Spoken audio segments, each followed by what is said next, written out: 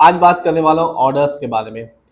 एक कंपनी के बारे में बताऊंगा जिसने एक्सचेंज को बताया कि कंपनी को एक बड़ा ऑर्डर हाथ लगा जिसका जो वर्किंग ऑर्डर कॉस्ट है वो है 235 करोड़ का। ये वीडियो सिर्फ एजुकेशनल पर्पज है, ना मैं कोई भी स्टॉक खरीदने की सलाह देता हूँ और ना ही बेचने की। तो बात आज करूंगा एटमेस्को लिमिटेड के बारे में।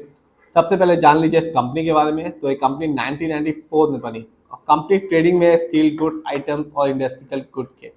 और आज जब 3:30 बजे मार्केट बंद हुआ तो इस कंपनी ने अपने शेयर होल्डर्स को 8.25% का रिटर्न निकाल के दिया।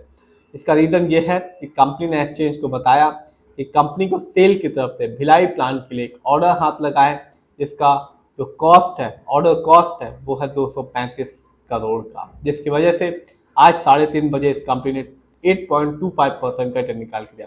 लेकिन हमेशा आप लॉन्ग टर्म रिटर्न को देखें, तभी अपना पैसा किसी भी कंपनी में लगाएं। बात करें इस कंपनी की, जब एक साल में मार्केट डाउन था इस कंपनी ने अपने शेयर होल्डर्स को निराश किया। इस कंपनी का शेयर प्राइस गिर गया 27.25% का। यानी आज से ठीक एक साल पहले इस कंपनी का शेयर प्राइस मिल रहा था 243 रुपीज 75 पैसे का, जो आज के दिन है 152 रुपीज 25 पैसे का।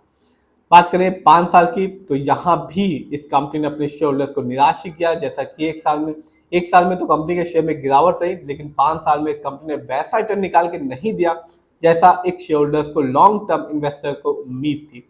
इस कंपनी ने 2020 से लेकर 2025 तक 5 साल में अपने शेयर होल्डर्स को सिर्फ 42.45% का रिटर्न निकाल के दिया।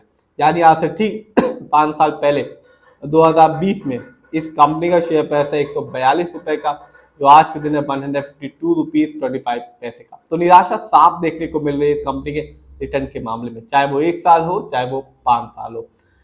लेटेस्ट अपडेट यही है कि कंपनी को एक ऑर्डर हाथ लगा है सेल की तरफ से भिलाई प्लांट के लिए। इसका जो कॉस्ट है वो है 235, जो ऑर्डर कॉस्ट है वो है 235 करोड़ का। देखते हैं इस कंपनी के स्टॉक के परफॉर्मेंस को। तो एक साल में इस कंपनी का हाईएस्ट शेयर प्राइस गया 268 रुपीज का, जबकि एक साल में इस कंपनी का लोएस्ट शेयर प्राइस आया 109 रुपए का।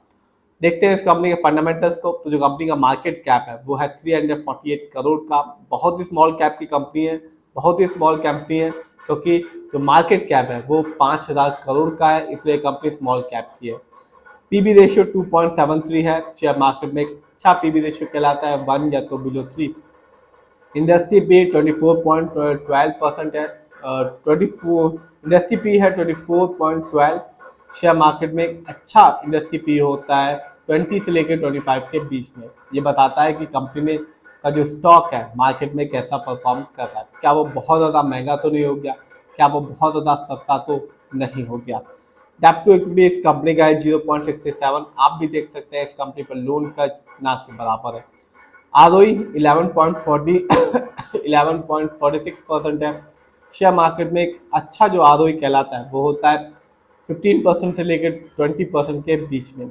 जब भी आप किसी कंपनी के फंडामेंटल्स को देखें तो ROE जरूर देखें, क्योंकि ROE ये बताता है कि कंपनी कैसे शेयर होल्डर्स के पैसे को इस्तेमाल कर रही है। यदि सही से करती है तो फ्यूचर में एक अच्छा रिटर्न देखने को मिलता है, सही से नहीं कर पाती तो रिटर्न पाने की संभावना कम हो जाती है। इस कंपनी का EPS है 7.80, बहुत ही कम है शेयर, क्योंकि शेयर मार्केट में एक अच्छा EPS कहलाता है 80 और से ज़्यादा का। EPS ये बताता है कंपनी ने लास्ट 12 महीने में कितना कमाया। जानते हैं इस कंपनी के फाइनेंशियल कंडीशन को। तो जो कंपनी का रेवेन्यू है दिसंबर क्वार्टर में वो है 290 करोड़ का, जबकि 2000 बात करें इस कंपनी के फाइनेंशियल की, यदि ईयरली बात करें तो कंपनी का जो रेवेन्यू है 2025 में वो था 290 करोड़ का, जबकि 2024 में इस कंपनी का ईयरली रेवेन्यू था 225 करोड़ का।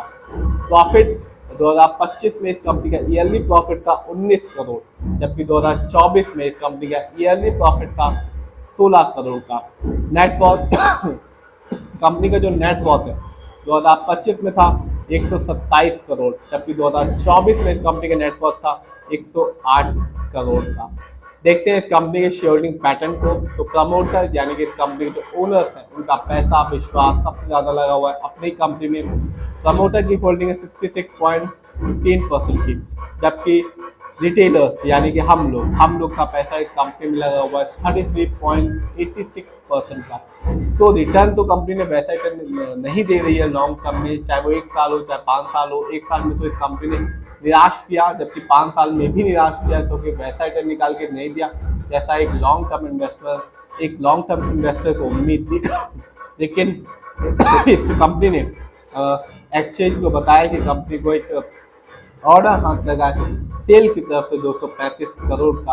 आज तो रिटर्न अच्छा निकाल के दिया, लेकिन लॉन्ग टर्म में ये कंपनी अपने शेयर होल्डर्स को निराश कर रही है। फिर भी आप जिसमें पैसा लगाएं खुद रिसर्च करें, एनालाइज करें, अपने फाइनेंशियल एडवाइजर की राय लें, तभी अपना पैसा शेयर मार्केट में लगाएं।